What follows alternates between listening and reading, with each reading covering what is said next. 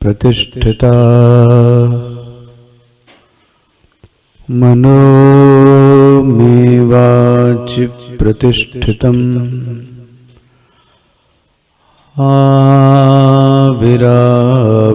आविराविर्मेधि वेदस्यमवाणिस्थः श्रुतं मे मा प्रहासीः अनेनाधीतेन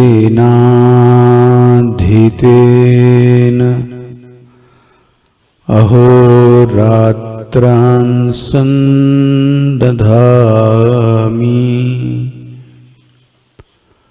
ऋतं वदिष्यामि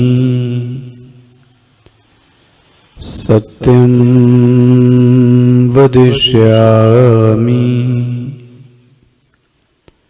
तन्मामवतु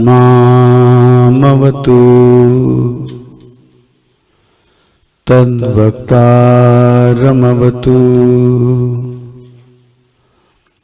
अवतु माम् अवतु वक्तारम् अवतु वक्तारम्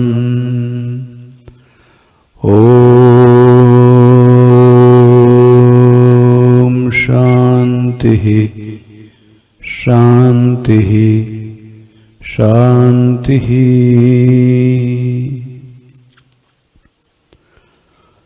सदाशिवसमारम्भाम् शङ्कराचार्यमध्यमाम् अस्मदाचार्यपर्यन्ताम् वन्दे गुरुपरम्पराम् शङ्करं शङ्कराचार्यं केशवं बादरायणम् सूत्रभाष्यकृतो वन्दे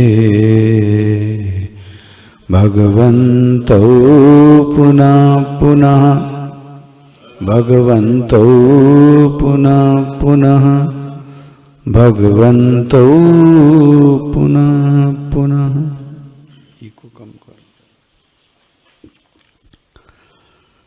ॐ सहना भवतु, थोड़ा सा दो, सहनौ भुनक्तु सह वीर्यं करवावहै तेजस्विनावधीतमस्तु मा विद्विषावहै।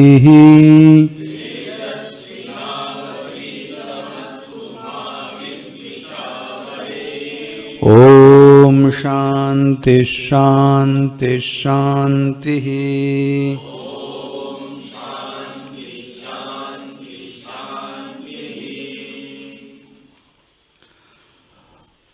ऋतं पिबन्तो सुकृतस्य लोके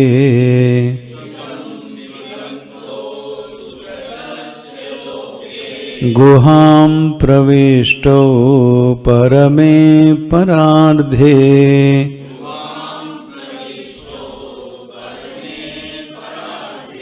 छाया तपो ब्रह्मविदो वदन्ति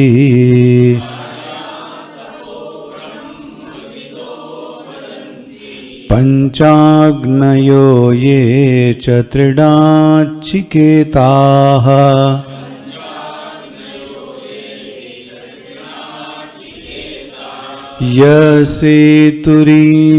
यसेतुरीजानानाम् अक्षरं ब्रह्म यत्परम् अभयं तितीर्षितां पारं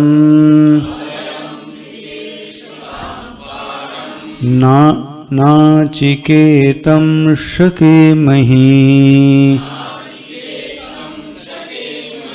आत्मानं रथिनं विद्धि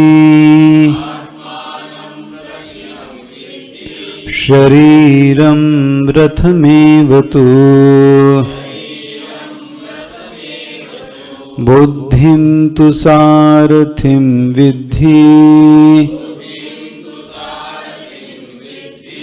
मना प्रग्रहमेव च इन्द्रियाणि हयानाहुः विषयांस्तेषु गोचरान् आत्मेन्द्रियमनोयुक्तम् भोक्तेत्याहुर्मनीषिणः यस्तु विज्ञानवान् भवति अयुक्तेन मनसा सदा तस्येन्द्रियाणि वश्यानि दुष्टाश्वा इव सारथेः यस्तु विज्ञानवान् भवति युक्तेन मनसा सदा तस्येन्द्रियाणि वश्यानि सदाश्वा इव सारथेः यस्त्वविज्ञानवान् भवति अयुक्तेन मनसा सदा तस्येन्द्रियाणि वश्यानि दुष्टाश्वा इव सारथेः यस्तु विज्ञानवान् भवति युक्तेन मनसा सदा तस्येन्द्रियाणि वश्यानि सदश्वा इव सारथेः सदश्वा इव सारथेः।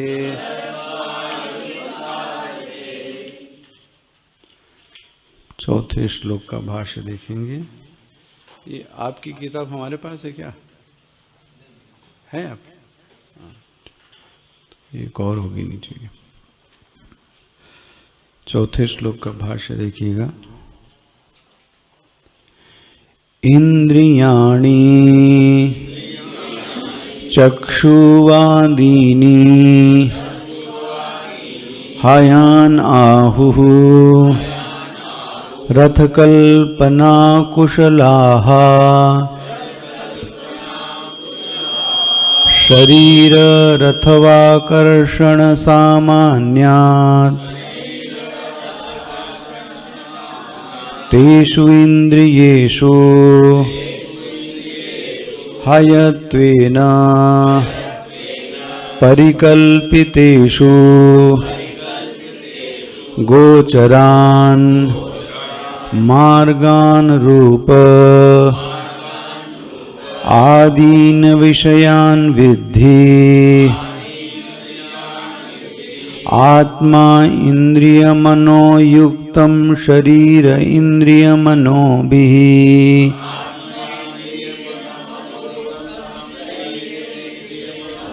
सहितं संयुतं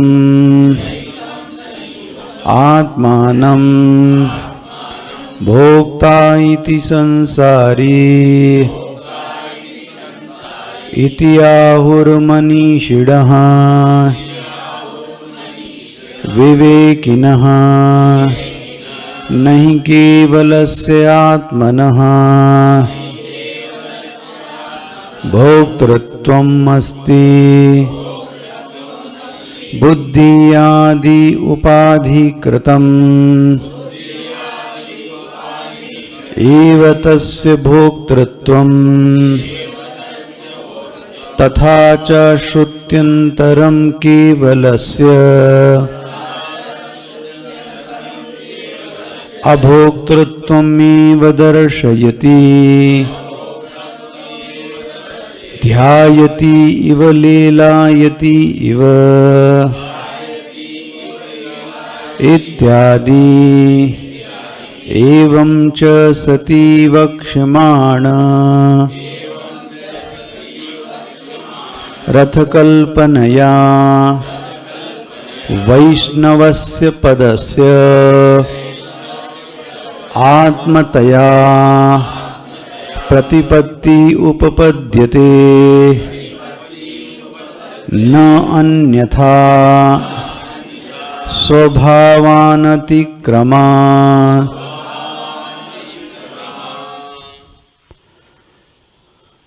वो बोल के गई थी क्या नहीं आएगी? तो अभी कमिटमेंट होना चाहिए ऐसे तो नहीं।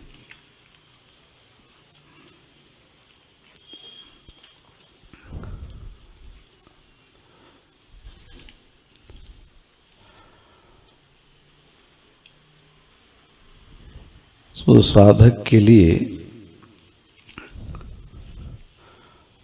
श्रुति एक रथ के कल्पना को सामने रखती है और वही छूट देती है संसार गमनाय मोक्ष गमनाय। तुम कहाँ जाना चाहते हो? संसार की ओर गमन करना चाहते हो तो इसी रथ से तुम संसार की ओर चले जाओ। मोक्ष की ओर जाना चाहते हो, इसी रथ की मदद से तुम मोक्ष की भी प्राप्ति कर सकते हो। दोनों ही रास्ते तुम्हारे लिए खुले हैं। देखो जी, स्पष्ट हो गई है पुराना जो विषय था। तो साधक की यात्रा को सुगम बनाने के लिए, आसान बनाने के लिए, सरल बनाने के लिए श्रुति एक रथ के रूपक की कल्पना को आपके सामने रखती है। ध्यान रखिएगा, बार बार मैं कह रहा हूं, तीसरी वल्ली को साधन वल्ली कहा गया है। इस ब्रह्म ज्ञान के लिए किन किन साधनों की आवश्यकता है, उन साधनाओं का उल्लेख इस वल्ली में किया जा रहा है। और ये एक रथ आपके सामने रखा गया, वो इसीलिए कि वो साधन आप अपने ब्रह्म विद्या में क्या कर लीजिए, लगा लीजिए। अच्छा, अब ये कहाँ से प्रारंभ होता है मैंने किया था।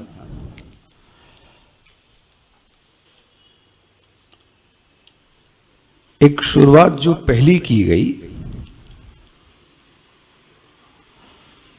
अब आधा तो निकल गया होगा।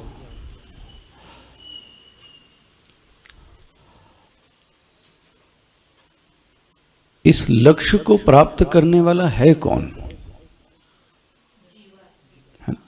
ये प्रमुख धुरी याद रखना। मतलब जैसे आप बोलते ना, विवाह का दूल्हा कौन है, सब आसपास तो उसी के घिरा होता है ना। तो इस रथ के बीच में कौन है? तो बस पहला शब्द याद पकड़ लेना, ऋतपम। श्रुति का जो पहला शब्द था, ऐसे याद हो जाना चाहिए वो शब्द, ऋतपम। ऋतपम मतलब, अब और सरल शब्दों में कहें, कैसे कह सकते हो आप ऋतपम को? और मतलब अगर ध्यान करो और इसको मनन करो तो मैंने आपके सामने ये रूपक रखा कि दो प्रकार के अहम हैं, दो प्रकार के अहम हैं, एक शुद्ध अहम है और एक औपाधिक अहम है। याद आ रहा है? इसी कहा गया दो प्रकार के पक्षी बैठे हैं एक डाल पर। तो एक जो पक्षी बैठा हुआ है वो जब फलों को खाता है तो अपने मुंह की आकृतियों को बनाता है। मुंह की आकृतियों को मतलब उसके जीवन में सफलता, असफलता, सुख, दुख, लाभ, हानि, परिस्थितियां आती हैं, ये सत्य है। लेकिन परिस्थितियों से प्रभावित न होना यह हमारा पुरुषार्थ है। विवेक एकदम अच्छा से करके रखिएगा। किसी भी माई के लाल में दम नहीं है कि वो परिस्थिति को रोक ले, लेकिन उस परिस्थिति से मैं प्रभावित हूं या नहीं, ये आपका व्यक्तित्व जाने, ये आपकी साधना जाने, ये आपकी समझ जाने, ये एक अलग विषय। इस रथ में जो सवार है वो यही व्यक्ति है। कौन है? जो सुख से, दुख से, लाभ से, हानि से, हाँ जी, प्रभावित होता है। अब स्पष्ट हो गया कौन बैठा है इसके अंदर? निर्विशेष अहम नहीं बैठा है, सविशेष सोपाधिक अहम इस रथी के रूप में बैठा है। और पूरे रथ की कल्पना इसी के लिए की जा रही है। कौन? जो सुख से प्रभावित होता है, हाँ जी, जो दुख से प्रभावित होता है, जो सफलता से प्रभावित होता है, असफलता से होता है, राग से होता है, द्वेष से होता है। श्रुति कहती है इसी के लिए सब कल्पना की गई है। तो रथी कौन हो गया? ऋतपम। स्पष्ट हो गया? अब ये याद हो जाएगा ये शब्द। अच्छा, ऋतपम मतलब भी कैसे तोड़ोगे? ऋतम मतलब कर्म फलम। जो पी मतलब पीता है, पी मतलब भोक्ता, जो कर्म के फल का भोगता है। अज्ञानी, सोपाधिक, जो मर्जी वो कह लें, श्रुति ने आपके लिए जो शब्द दिया है वो क्या है? ऋतपम। अच्छा भाई,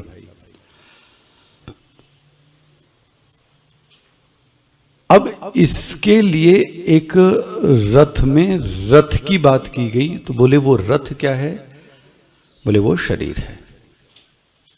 अब ये पुराना प्रवचन आप सुनिए, इसमें खूब इन विषयों पर हमने अच्छे से बातचीत की है। उससे ज्यादा जो महत्वपूर्ण था वो दो चीज थे, वो आपको खूब अच्छे से जाने हैं। इस रथ में जो घोड़े हैं वो इंद्रियां हैं। इंद्रियों का सीधा संबंध मन से है, बुद्धि से नहीं है। इस विषय पे खूब चर्चा हुई है। मन प्रग्रह में वच, मन कौन है? लगाम। और बुद्धि कौन है? सारथी। इतनी बात अब तक हुई और इनके संबंधों को हम लोगों ने देखा। मन हो गई लगाम और बुद्धि हो गई सारथी। यही चीज थी। रूपक कुछ छूटा हो तो बताइए, कुछ रह गया हो तो बताइए। मेरे इसमें तो नहीं दिख रहा है कि मैंने कुछ आपको छोड़ा हो। अच्छा, अब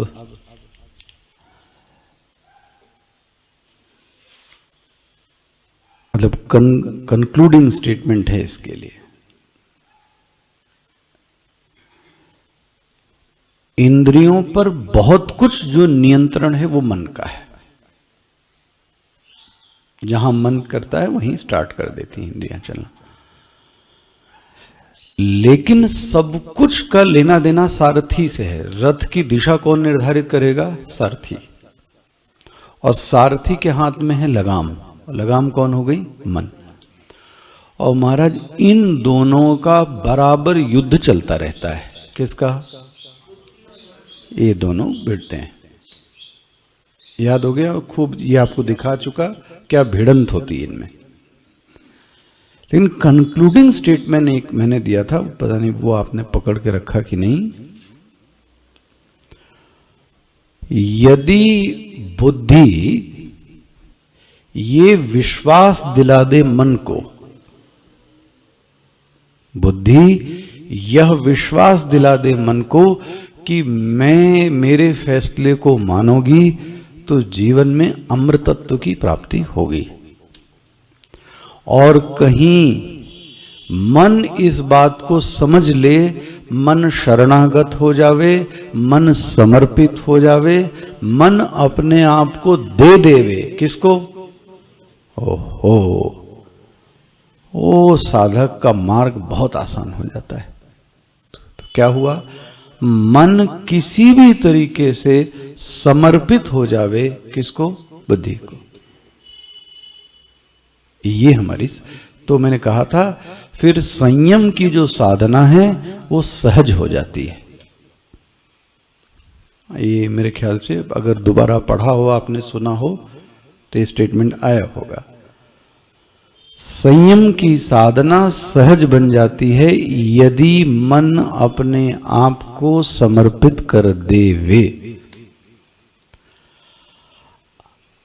कई बार हम लोग मन को बहुत दोष देते हैं, लेकिन मन की अच्छी चीजों पर हमने जोर नहीं दिया। जाते जाते मैंने बोला था,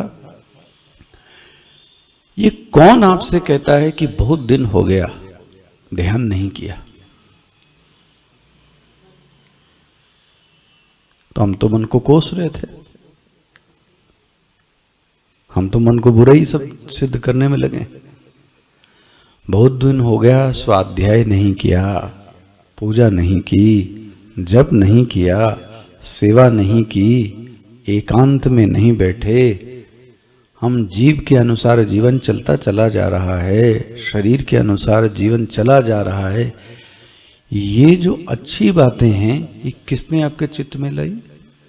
बुद्धि ने नहीं लाई, ये मन ने लाई है। इसलिए मन की प्रॉपर रिस्पेक्ट होनी चाहिए। लेकिन ये एक समीकरण स्थापित हो जावे कि मन को ये विश्वास हो जावे। किस पर? बुद्धि पर। बस ये बात बन जाए इतनी। और एक बार ये विश्वास हो जावे कि बुद्धि के फैसले को मानेंगे तो जीवन सुगम हो जाएगा, सरल होगा। थोड़ा कठिन हो सकता है लेकिन पहुंच जाएंगे लक्ष्य की ओर। स्पष्ट हो रहा है ना ये बातें? ये अपने, मैं इसलिए कह रहा हूं, इसको साधक को ऑटो सजेशन देना चाहिए। हर साधक के साथ ऐसा चित्त में आता है, कई बार खिन्नता आती है, कभी कभी ग्लानि का अनुभव होता है, कभी कभी उस समय मन को हम लोग बहुत दोषी मानते हैं। सच बात है, उस समय लगता है ऐसा।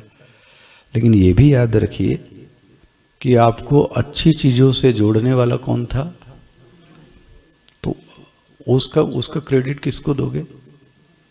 तो आपने तो आज की एक हरकत देकर उसके जीवन का फैसला कर दिया ये बुरा है, और जो अच्छा किया था उसने, उसका क्या होगा? इतनी जल्दी निर्णय नहीं लेना चाहिए। हमारे स्वामी जी तो इसमें कहते थे, किसी को दोषी करने के लिए खूब समय ले लो, लेकिन जल्दबाजी में किसी के लिए ना तो अच्छा। ये भी आपकी जरा सी मदद क्या कर दी तो आपने तो दिल ही दे बैठे। ये भी बड़ा गड़बड़ मामला है, ये भी बहुत गड़बड़ मामला है। और किसी ने आपकी मदद नहीं की तो आपने उसको दुश्मन मान लिया, ये भी बड़ा गड़बड़ मामला है। इसको बोलते कंक्लूजन पे जंप मारना बहुत जल्दी, ना वो व्यक्ति दुखी रहेगा। तो सत्संग में जो प्रस्ताव देता है वो भी कौन देता है? मन ही तो देता है। तो इज्जत कीजिए उसकी। फिर हाँ, अब ये लोग क्रियान्वयन नहीं कर सकते। कौन? न शरीर क्रियान्वयन करेगी न मन करेगी। एग्जीक्यूशन का जो पक्ष है वो किसका है? वो इंद्रियों का है।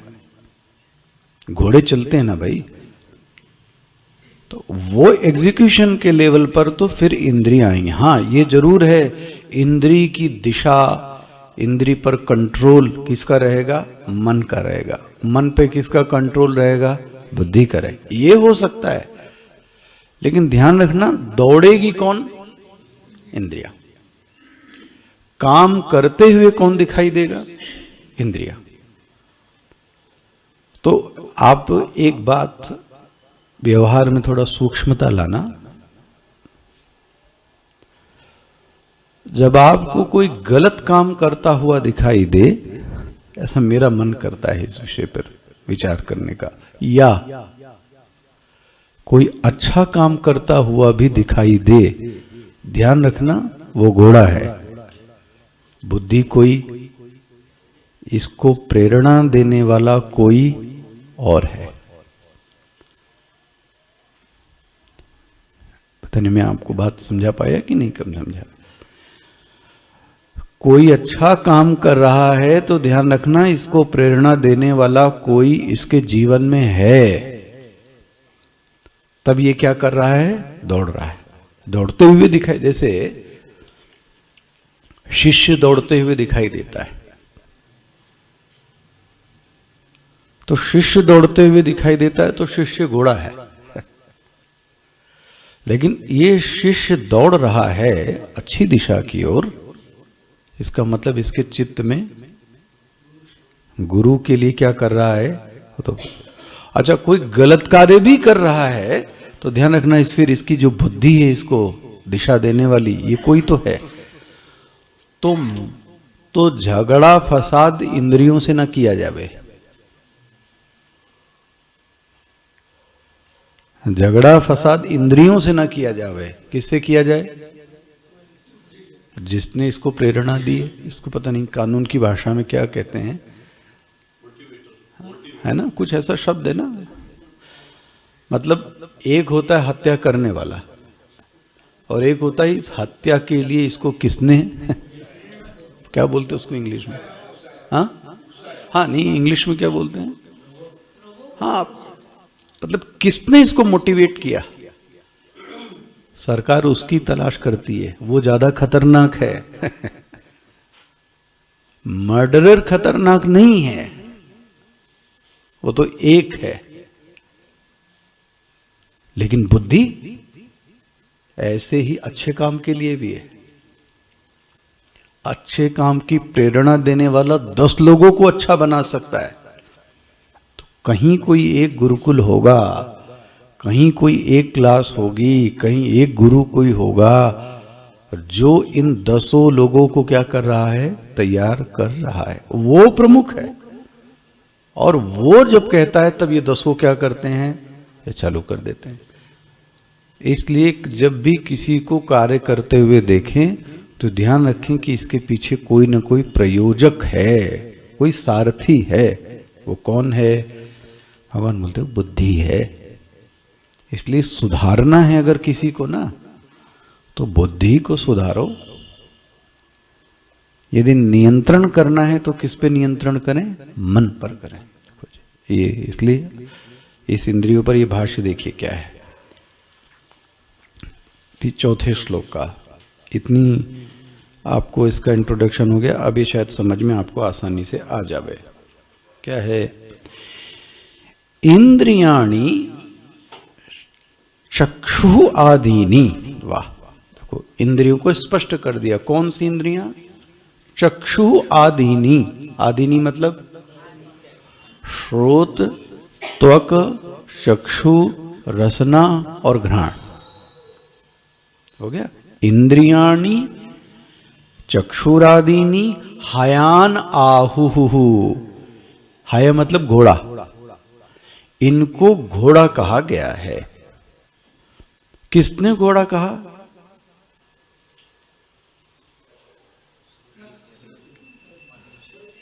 रथ कल्पना कुशलाहा जिन्होंने इस रथ की कल्पना को बताया है, कुशल लोगों ने कहा है। रथ की कल्पना जिसने बताई वो कुशल लोगों ने कहा। क्यों कहा घोड़ा? बोले ये शरीर को रथ क्यों कहा? बोले वो इसलिए कहा, शरीर रथ आकर्षण सामान्यात। वाह, ये शब्द दिखा आपको? शरीर को रथ की सोच दी गई। क्यों है रथ? चलता कौन है? बुद्धि नहीं चलती, वो बैठी हुई। मन भी नहीं चलता। गमन करते हुए कौन दिखता है?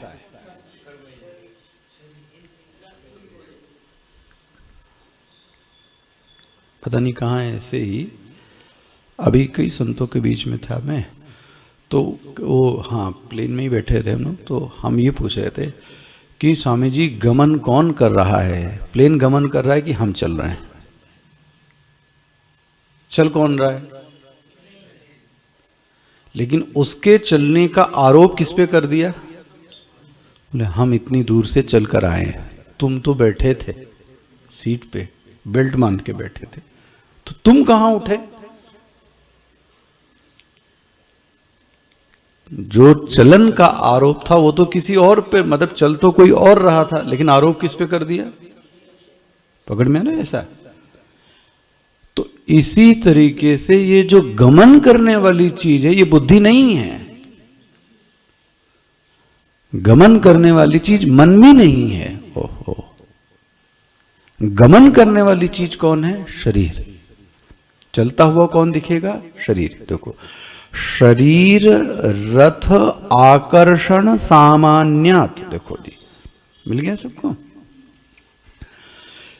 तेषु इंद्रियेषु, इस शरीर रूपी रथ को, अब शरीर तो जड़ है, खींचेगा कौन इसको? तुम घोड़े चाहिए ना, बन गया। तो कौन है? इंद्रियेषु, इसको खींचती कौन है? ज्ञानेन्द्रियां। हयत्वेन, मिल रहा है भाष्यकार भाष्य, हयत्वेन परिकल्पितेषु। अब और अच्छी बात, इंद्रियां अश्व हो गईं, अब ये घोड़े हो गए इंद्रियां, अब ये दौड़ेंगी कहां? बोलते हैं तेषु गोचरान। गोचर, गोचर मतलब अपनी अपनी लेन में चलना। अच्छा, एक बड़ी सुंदर बात है, घोड़े अपनी लेन में ही चलते हैं। आपने देखा है? ऐसा बांध दिया जाता है उनके, अपनी लेन में दौड़ेंगे। इधर मनुष्य इधर उधर चला जाता है, इधर कभी इधर ले कभी इधर ले गाड़ी, लेकिन जो घोड़ा होगा वो कैसा दौड़ेगा? इसी तरीके से आंख कभी कान का काम नहीं करेगी, और कान कभी नाक का काम नहीं करेगा, और नाक कभी मुंह का काम नहीं करेगी। इसका मतलब क्या हो गया? इंद्रिय अपनी अपनी लेन में ही दौड़ेगी। वाह, कितने अच्छे घोड़े हैं, देखो आप। स्पष्ट हो गया क्या बोलते हैं? गोचरान मार्गान पाद आदीन विषयान विद्धि। ये अपने अपने विषय की ओर क्या करेंगे? दौड़ेंगे। हो गया? इंद्रियां हो गई अश्व, विचरण का जो मार्ग हो गया वो कौन हो गया? विषय। यहां भी देखते जाना, एक रथ बाहर है एक रथ अंदर है, दोनों मिलाते चले जाना। बाहर जो घोड़े हैं वो अपनी अपनी लेन में दौड़ रहे हैं, यहां जो घोड़े हैं वो कौन है? 5 इंद्रियां। और ये 5 इंद्रियां कहां दौड़ रही हैं? 5 विषयों में दौड़ रही हैं। स्पष्ट हो गया ये कल्पना? अच्छा, किसके लिए दौड़ रही हैं?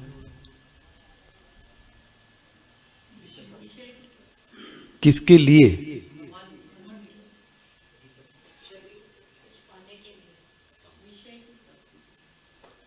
सोच के देखो आप।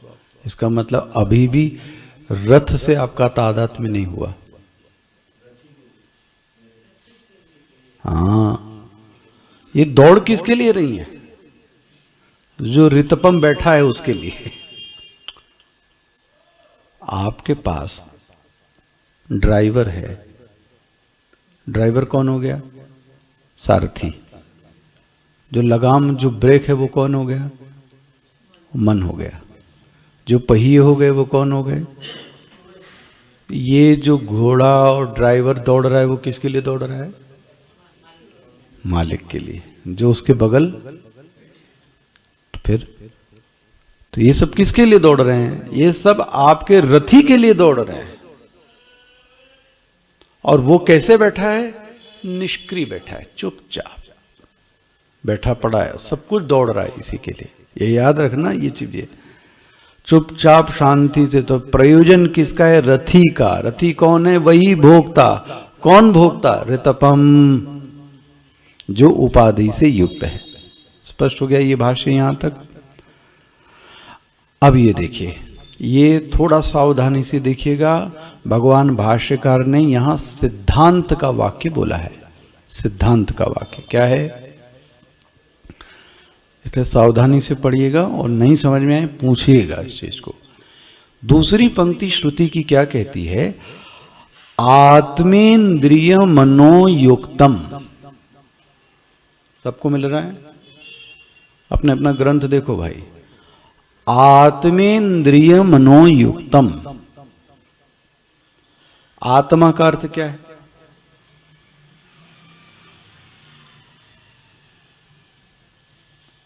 आत्मा का अर्थ क्या होगा?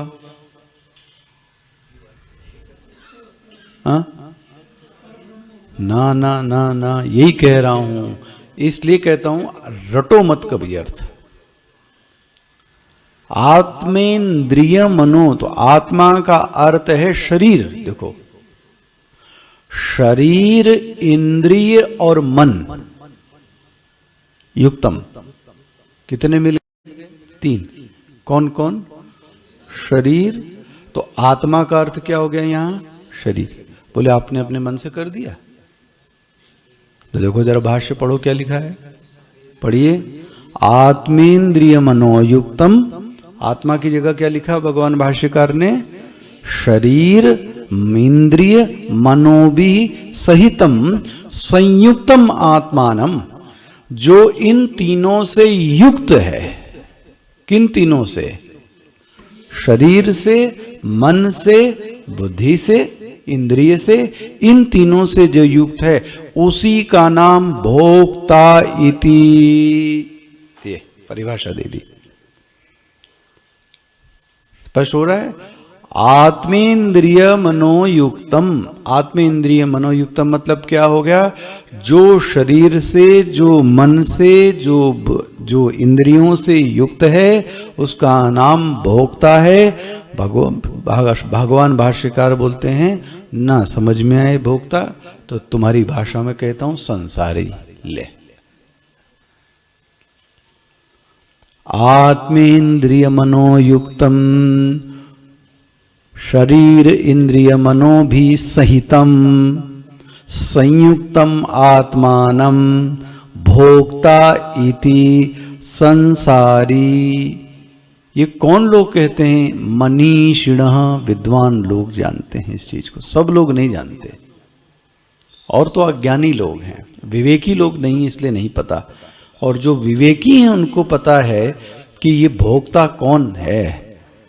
भोक्ता कौन है? जो शरीर की उपाधि से जुड़ा हुआ है, जो मन की उपाधि से जुड़ा है, और जो अच्छा अपना हाल देख लो आप क्या है। चलो हो जाए आज आर कपार। इन तीनों से जुड़ के दिखा देता हूं आपको, अपने ऊपर लागू करो ना। जब मैं ये कहता हूं कि मैं पुरुष हूं और मैं स्त्री, तो किस उपाधि से अपने अपने आप को जोड़ा आपने? ले, हो रहा है कि नहीं हो रहा है? मैं गोरा हूं और मैं काला हूं,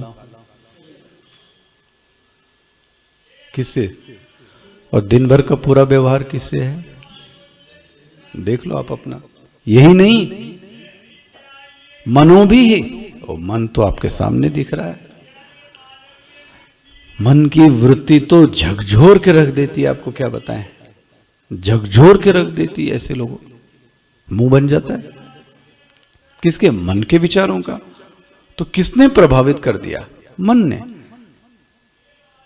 ध्यान रखना, प्रभावित होना या प्रभावित न होना यह आपके बस की बात है। ये पहला वाक्य जो मैंने बोला था वो याद रखना। मन के भावों के आने को मैं कभी कहता हूं कि आप रोक नहीं सकते, जैसे कि मैंने परिस्थिति की बात कही। मन के भावों को आने से हम रोक नहीं सकते। साधना का पक्ष ध्यान रखना इस चीज को। जैसे अब क्या बड़ा उज्जड उदाहरण है, लेकिन पुराने महात्माओं ने यही दिया। पुराने महात्माओं ने दिया, एक औरत जा रही है तो औरत अच्छी लग गई, तो उसका अच्छा लगना कोई बुराई नहीं है, अच्छी बात है कि आपने सुंदरता की क्या की। लेकिन उसके बाद उसके पास जाना, ये किसके अंडर में है? ये आप जाओ या ना जाओ, ये आपके पास में है। मन के, मैं तो ये देखता हूं, मन में कोई विकार आ भी जावे कोई बात नहीं, शरीर है मन है, लेकिन उसके अनुसार यथेष्ट आचरण कर देना। पकड़ में आ रहा है साधना पक्ष? और दिखा देता हूं। श्रम और दम की साधना, गाली देने का मन हुआ, कोई बात नहीं, लेकिन नहीं दी, ये क्या हो गया? कर लिया ना नियंत्रण आपने, कोई बात नहीं, धीरे धीरे ये भी चला जाएगा। लेकिन आया और बक दी, सेंसर खत्म। तो किससे जुड़े? मन से ही तो जुड़े ना। तो पहला किससे जोड़ के दिखाया मैंने आपको? ये किस शब्द की व्याख्या याद रखना? आत्मेन्द्रिय मनोयुक्तम। बस ये सावधानी रखना, यदि भाष्यकार के आत्मा का अर्थ आपने नहीं लिया तो गए आप काम से। यहां आत्मा का अर्थ क्या करेंगे? शरीर इत्यर्थः। हो गया? तो शरीर से आपको ये दिखा दिया, मन से तो दिखा दिया, और मैं लूला हूं, मैं लंगड़ा हूं, मैं काड़ा हूं, ये किससे तादात्म्य कर लिया आपने? इंद्रियों से। तो क्या बन गए? क्या बन गए? भोक्ता। अब देख लो कंक्लूड भगवान भाष्यकार ने क्या किया है, अपना देखिएगा भाष्य। आत्मेन्द्रिय मनोयुक्तम शरीर इंद्रिय मनोभि सहितम संयुक्तम आत्मानं भोक्ता इति संसारी इतियाहु मनीषिणः विवेकिनः। मिल गया? और यहां भगवान भाष्यकार ने सिद्धांत का एक पक्ष रखा है, सावधानी से देखिएगा इस पक्ष को। देखिए क्या है? नहीं केवलस्य आत्मानः भोक्तृत्वम्। एक शब्द इसमें अति है, क्या है ये? भोक्तृत्वम् अस्ति है ना, ये शब्द छपा नहीं ठीक से। हाँ, यही मेरा भी अनुमान था। नहीं भोक्तृत्वम, सावधानी से देख, नहीं केवलस्य आत्मना। केवलस्य मतलब? केवल आत्मा मतलब केवल। आपने पढ़ा था, गुरु जी ने, अद्वैतानंद जी ने पढ़ाया था, कैवल्य उपनिषद। केवल मतलब आत्मा, शुद्ध आत्मा। कभी कभी उसको बोलते हैं कैवल्य। उसी केवल का जो भाव है उसको क्या बोलते हैं? कैवल्य। सुंदर का जो भाव है वो क्या है? सुंदरता, है ना? तो जो केवल का जो भाव है उसको क्या बोलते हैं? कैवल्य। नहीं केवलस्य आत्मनः। केवलस्य आत्मा मतलब शुद्ध आत्मा। शुद्ध आत्मा में भोक्ता नाम की चीज नहीं है। तो बोले मुझे तो अनुभव हो रहा है। बोले मैं आत्मा नहीं हूं क्या? पकड़ में आ रहा है? शुद्ध आत्मा में भोक्ता नाम की चीज नहीं है। तो बोले नहीं है तो मुझे क्यों अनुभव में आ रही है? शिष्य प्रश्न करेगा ना। शिष्य मतलब आपका मन। अरे मैं आत्मा हूं और आप बोलते हैं कि इसमें भोक्तापन नहीं है, मुझे तो स्पष्ट दिख रहा है। तो मैं तो ये कहूंगा कि मैं आत्मा भी हूं और मैं भोक्ता भी हूं, ये मेरा अनुभव है। बात तो सही कह रहा है। मैं आत्मा भी हूं और मैं, भगवान भाष्यकार कहते हैं तुमने अभी अपने को ठीक से जाना नहीं है। तुम आत्मा तो हो, लेकिन जो तुम में भोक्तापन दिखाई देता है वो औपाधिक है। आहा, ये मास्टरपीस है। देखो कैसे, बुद्धि आदि उपाधि कृतम एव तस्य भोक्तृत्वम। ये बुद्धि आदि की उपाधि के कारण ही भोक्ता अपने आप को मानते हो।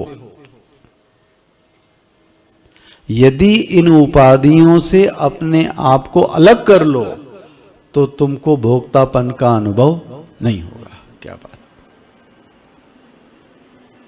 वो दिमाग में जाता है आपके? क्या कहा जा रहा है? क्या कहा जा रहा है? क्या कहा जा रहा है?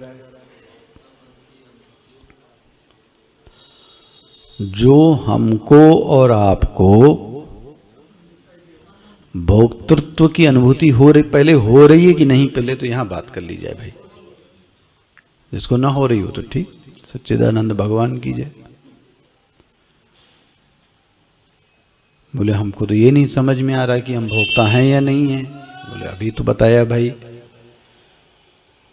कि यदि तुम शरीर के प्रभावों से प्रभावित होते हो, बोले महाराज होता हूं। चलो ठीक।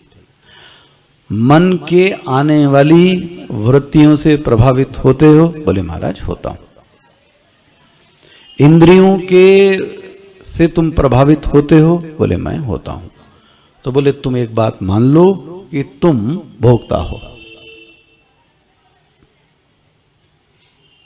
स्पष्ट हो गया? चलो मैंने अपने आप को भोक्ता मान लिया। भगवान भाष्यकार कहते हैं जो भोक्तृत्व है उसका जो निमित्त है वो उपाधि है। भोक्तापना नैमित्तिक है। नैमित्तिक मतलब,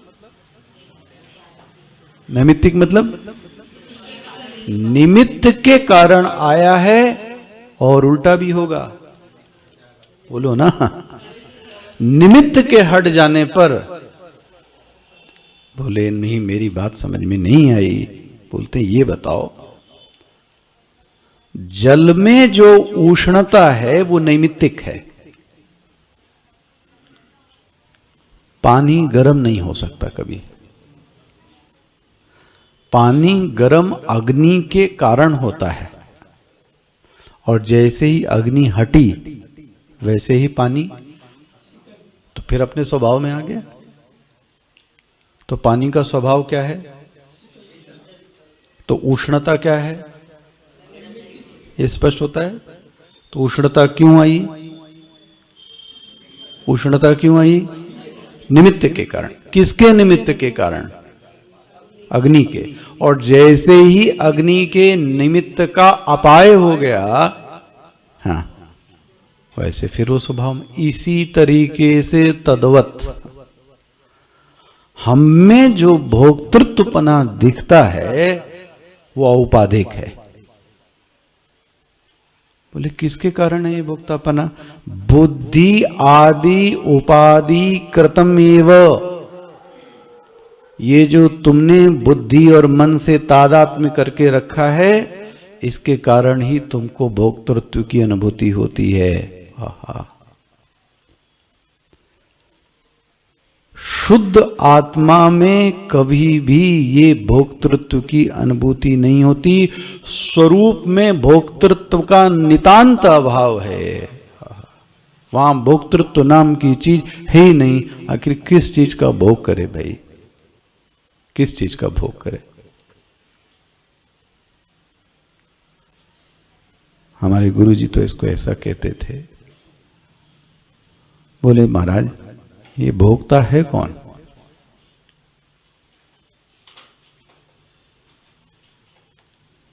ऐसे ही चुटकुली वाक्य बोलते थे जो दर्शन से भरपूर होता था। आनंद के भिखारी का नाम भोगता है। कैसा लगता है आपको? चलो भिखारी शब्द से परहेज हो रहा होगा आपको। तो चलो आनंद के प्यासे का नाम भोगता है। अब सही यही है ना? जब तुम प्यासे हो तो जाओ, अच्छा प्यासे ना होवे तो सच्चिदानंद ब्रह्म हूं तो किसके पास जाऊं भाई? मुझे जाना ही नहीं किसी के पास। मैं तो आनंद का समुद्र हूं, तो हम भोक्ता कहां से बनेंगे? जो आनंद का प्यासा होवे, मर रहा होवे, तो फिर करो, फिर भोगो, फिर ये करो वो करो, ये करो ये ना करो, वो करो और भोगो। हर चीज से बनो भोक्ता। और जो चुपचाप अपने स्वरूप में ही आनंद में बैठा होवे, वो कहता है अब मन मस्त हुआ तो क्यों बोले, क्यों जरना? ऐसा बन गया। आनंद के प्यासे का नाम ही तो भोक्ता है।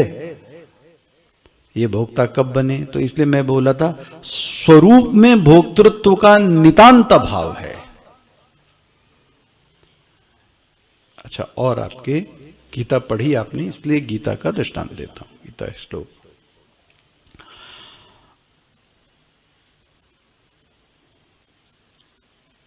पुरुषः प्रकृतिस्थो ही भुंक्ते प्रकृति जान गुणान। 13वां अध्याय खोलो भाई, 13वां अध्याय।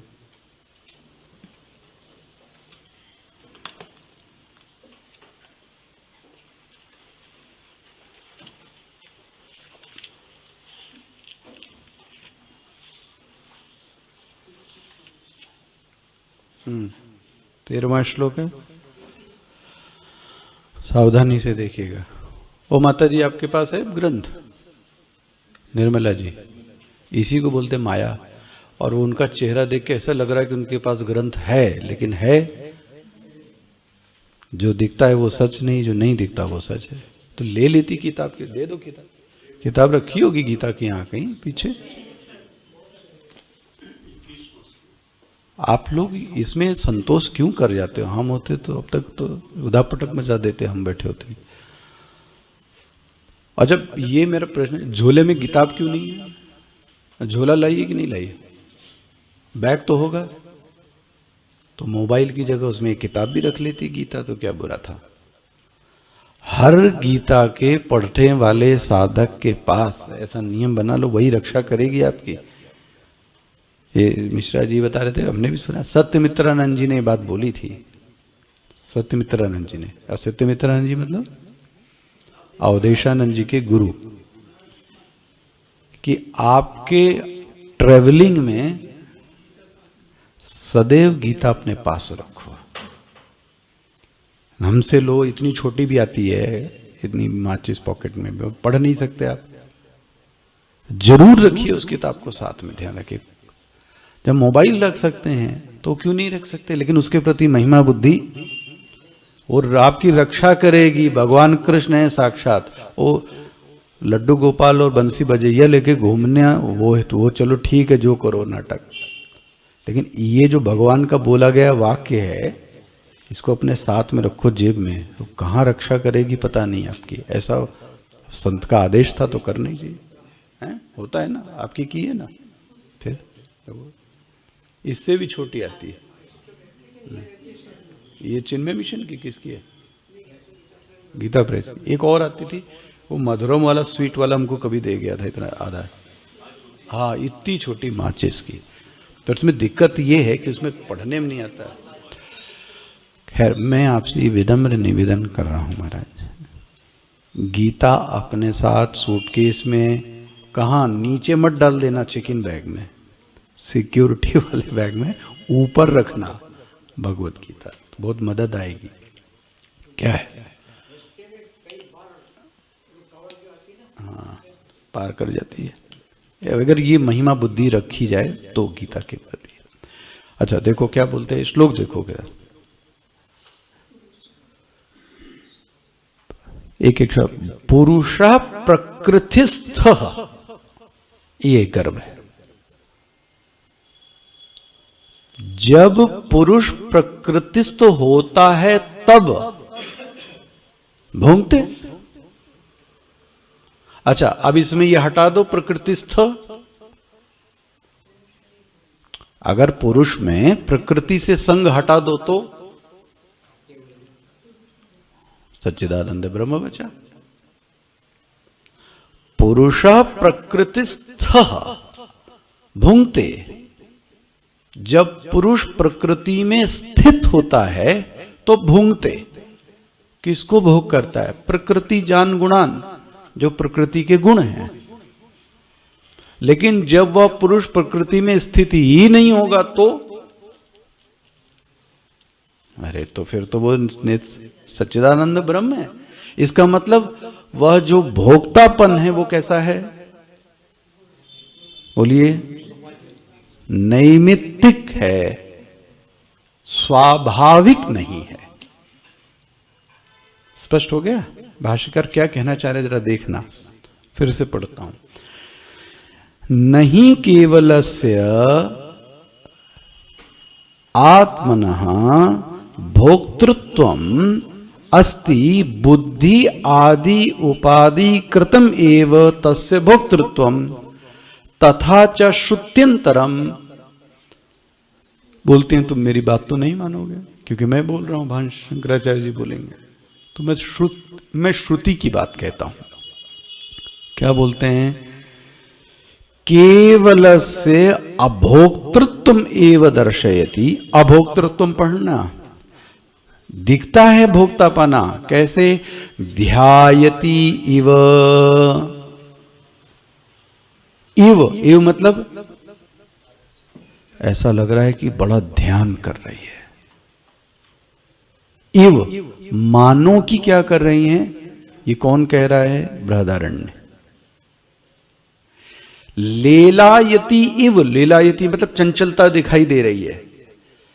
ये जो भी एकाग्रता और चंचलता दिखाई दे रही है वो किसी निमित्त के कारण है, औपाधिक है।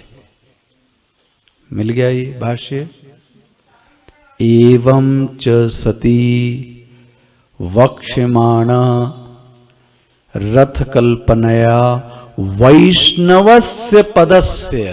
वाह, ये वैष्णव का पद। अब वैष्णव का पद मतलब आप मत कर देना गोलोक, ये ना अर्थ किया है भगवान। वैष्णवस्य पदस्य, और देखो उसका वैष्णव का पद क्या है, आत्मतया।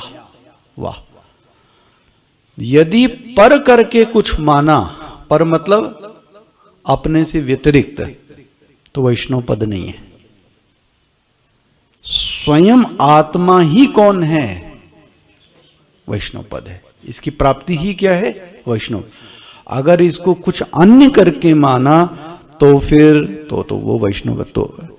एवं च सती वक्ष्यमाणं रथ कल्पनया वैष्णवस्य पदस्य आत्मतया प्रतिपत्ति ही ले उपपद्य न अन्यथा स्वभावान अतिक्रमात्। देखो जी, अगर स्वरूप में किसी ने भोक्तृत्व को स्वीकार कर लिया,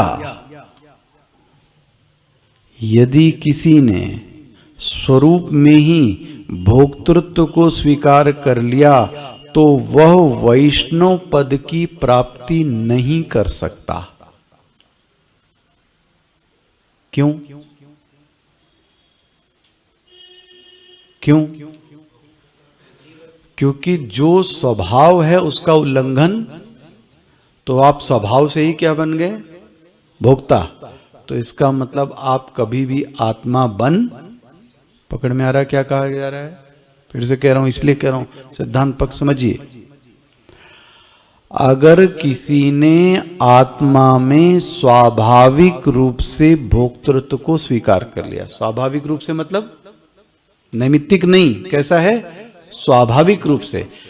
अगर स्वाभाविक रूप से आपने स्वीकार कर लिया तो उसका उल्लंघन आप कभी भी,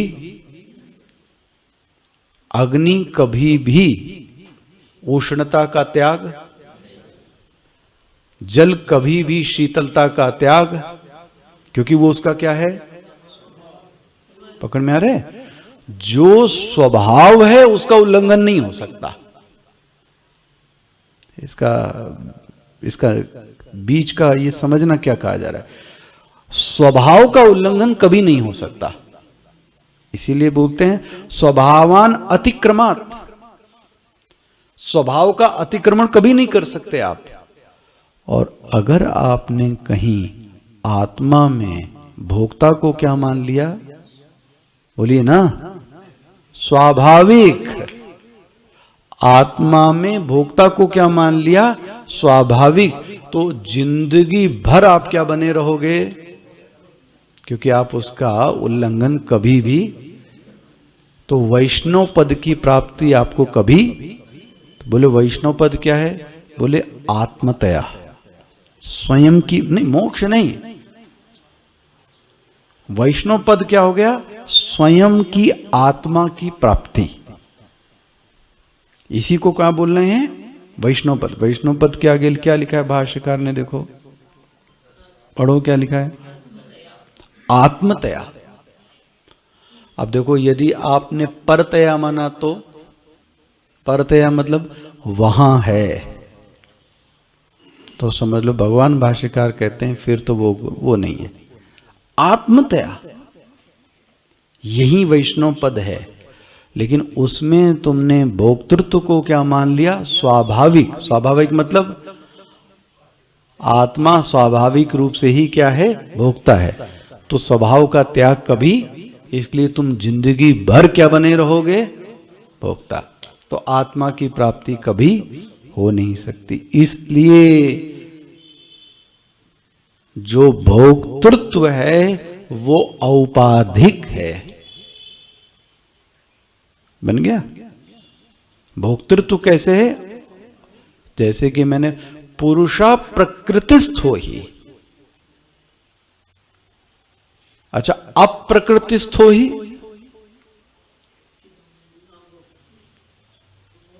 सच्चिदानंद उच्यते।